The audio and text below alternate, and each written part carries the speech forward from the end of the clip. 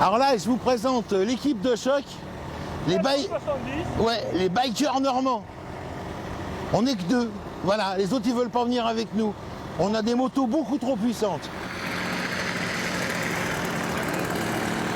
Qu'importe la cylindrée, la devise de Luc, c'est rire et amitié.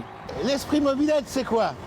C'est d'avoir 60 piges et de se marrer comme un gamin de 14 ans sur des vieilles mobilettes qu'on remet en route. En position de recherche de vitesse sur sa Peugeot 101. Vu mon poids et la puissance de la mécane, là je suis à fond. Et on m'annonce 25 km/h. Et j'allais me faire casser la gueule. Fin de balade pour la chevauchée fantastique. Mesdames, mesdemoiselles, messieurs, on est en panne. Je suis pas d'accord pour les faire rouler au calva. Parce que tu as vu, on a des problèmes. Il y a de la pomme dans le carbu. C'est pas bon. Non, c'est pas bon pour nous.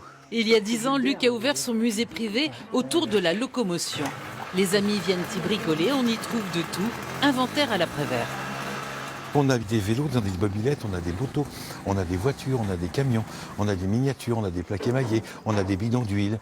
Il y a ma femme, il y a ma mère, il y a tout le monde qui est ici. Dans cet ancien atelier de couvreur, Luc a réuni 50 ans de Chine, de dons, de trouvailles en tout genre. Mais certains objets ont une histoire particulière. Elle valait 1200 francs et je n'avais pas les sous pour me l'acheter. Alors je l'ai récupérée, elle est à restaurer. C'est la 94 TT, elle n'est pas tout à fait d'origine, mais ça a été la mobilette de ma frustration d'adolescent.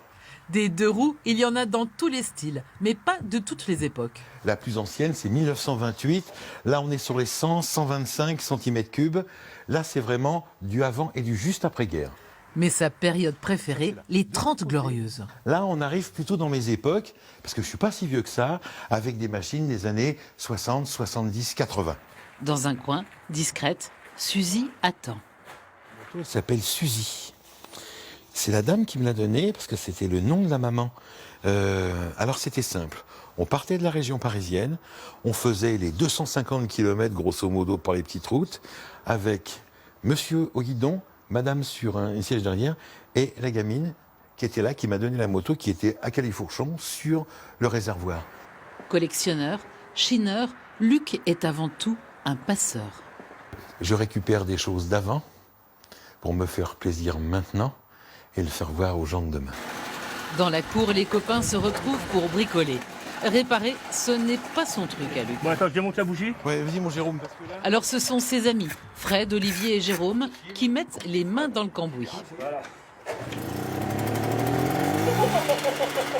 Pour se réchauffer, rendez-vous chez Luc, dans son café personnel. Un lieu pour les amis, esprit années 50, entre limonade et formica. Donc quand on a fait de la mobilette, eh ben, on prend un brasier. C'est à base de beurre avec du beurre. Et ça démarre du premier coup. Et aucun problème de graissage, c'est autograissant. Ah, ça, c'est ce qui m'a fait rêver quand j'étais gamin. La pièce de compétition. Luc aime tellement les deux roues que fut un temps, il a tourné sur les circuits. J'ai fait quelques courses en coupe auto-bécane et j'ai jamais rien gagné. Vous étiez pas bon? Ah non, c'est mauvais, mais un truc. Vestige de ces années de compétition. Ça a été ma première moto de course qui a été acquise avec deux sponsors très importants, ma grand-mère Yvonne et ma tante Henriette. Une histoire de famille et d'amitié. Et depuis 10 ans, un joyeux bazar.